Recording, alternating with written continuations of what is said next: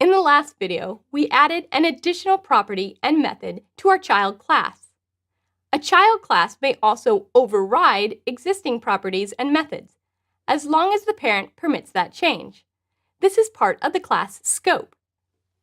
Just like we specify which properties and methods can be accessed outside the class using public visibility, we can also set certain properties and methods to be accessible to a child class using protected visibility.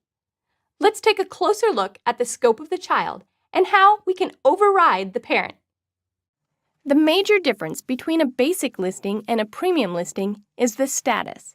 So we need to change the default value of the status property. Let's copy that line from the listing basic class.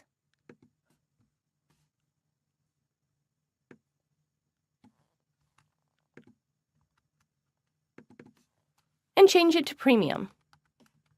Back in index.php, let's call the getStatus method on our test object.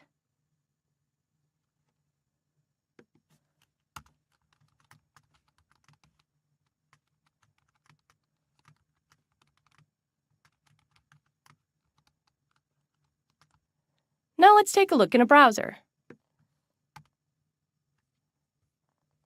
We can see that we have two private status properties.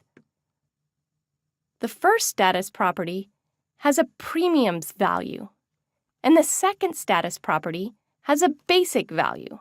How can we have two properties with the same name? Notice that the basic status shows listing basic.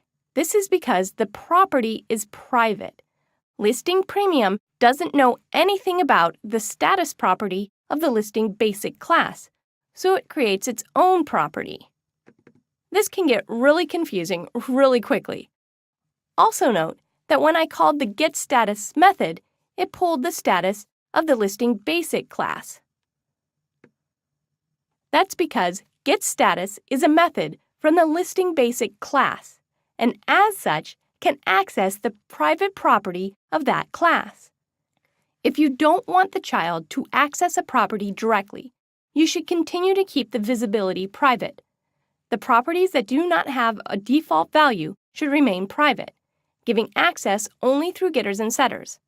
When you want to be able to directly access a property from a child class, you should set the visibility to protected.